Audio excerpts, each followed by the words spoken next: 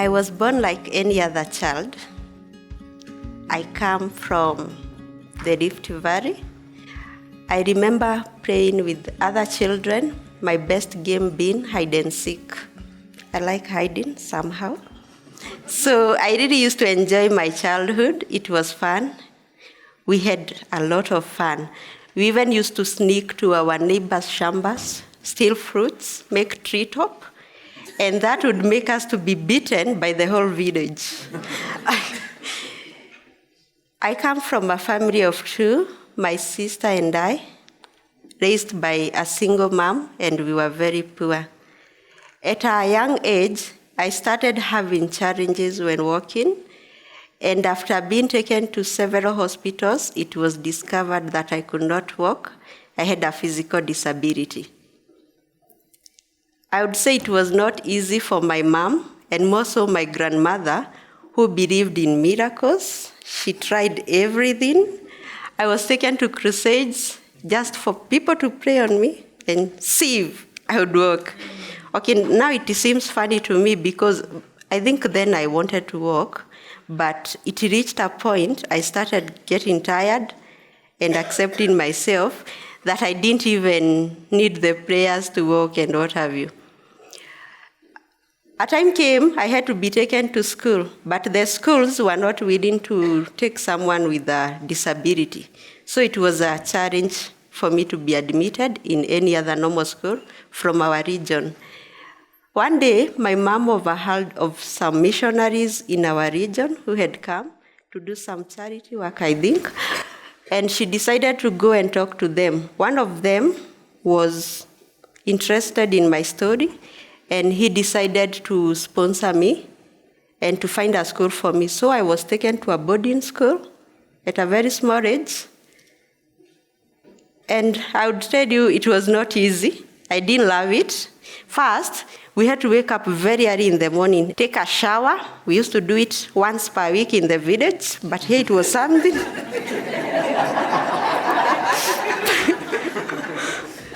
You had to make a bed. I didn't have an idea of whether beds are made or not. You just wake up, go to your own business, come at night, sleep. It was just that way.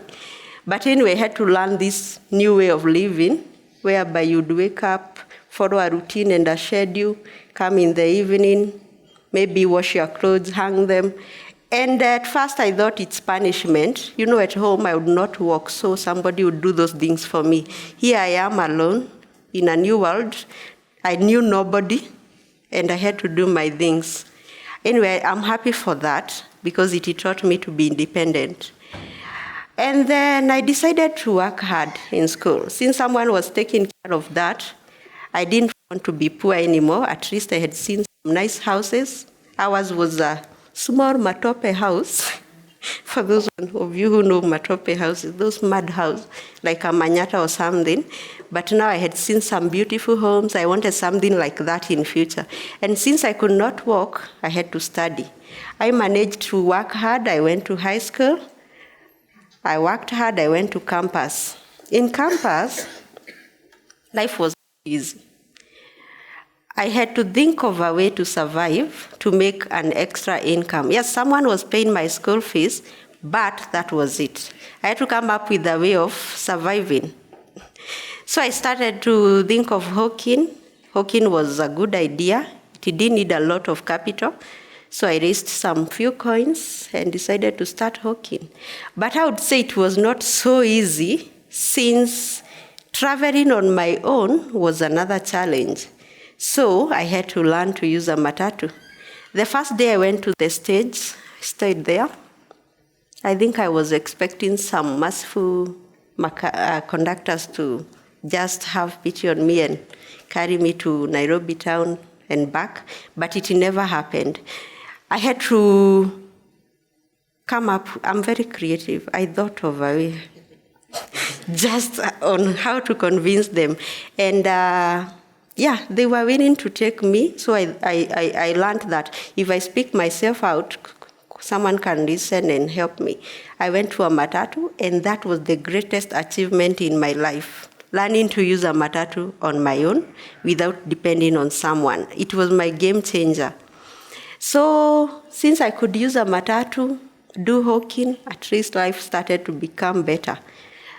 One day, a friend of mine in campus decided to visit me in the evening with a friend of hers, and the lady is Maggie. Maggie was just this jovial lady. She loved helping around, and she thought maybe she's coming to help me do a lot of things in the house. I mean the hostel. They decided to just come. I served them supper, we ate. And the guy they were with, his name is Sam. From that day, Sam became a frequent visitor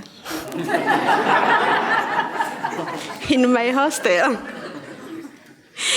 Okay, I started enjoying his company because he's this quiet people. He doesn't talk a lot. On the other side, I'm a noisemaker.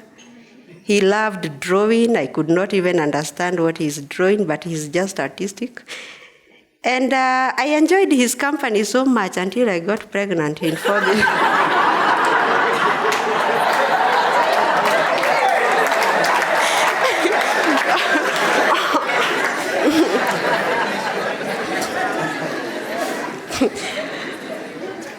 Let me say it was not that easy. The day I discovered I was pregnant, I started thinking, okay, now I'm pregnant. How do I start the news? Here is someone who has been paying my school fees, Joe.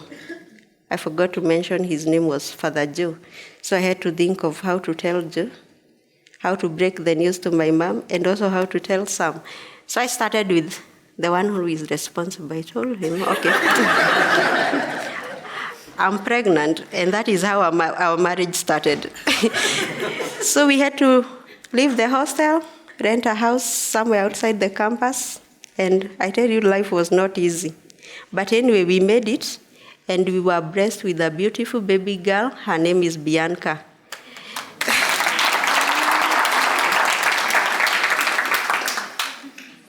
Sam's friend and relatives thought maybe he's crazy. They could not understand how a guy in 4th year who has spent 4 years in campus would end up with someone on a wheelchair. I don't know what they thought, but to me, I saw like Sam saw someone on wheels, but he saw the heels instead of the wheels.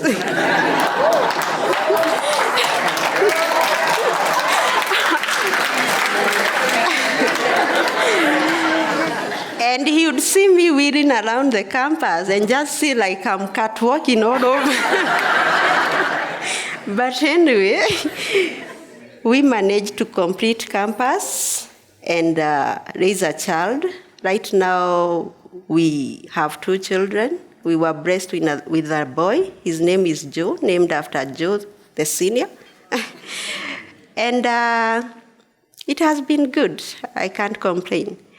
So the lesson I would like to leave with you people is when you see us, I mean people with disability, we are just like you, only made in a different way.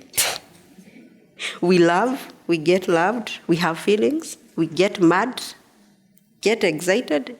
We are just like you. And to us, people like me who are physically challenged, I would like to encourage you don't pity yourself. You can make it. It doesn't have to be that bad. As long as you believe in yourself, you can do anything. It's only that we do it in a different way. Yeah, I would like to celebrate some people in my life, like Father Joe, who paid my school fees. He saw something in me that maybe other people were not seeing. I celebrate my mom. She was poor, but she was very determined to ensure I have a good future. My grandmother, who still believes that even today, one day I'll walk.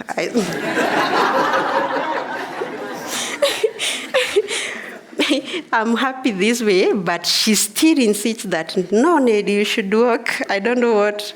But anyway, I celebrate her and my children, Joe and Bianca. Thank you.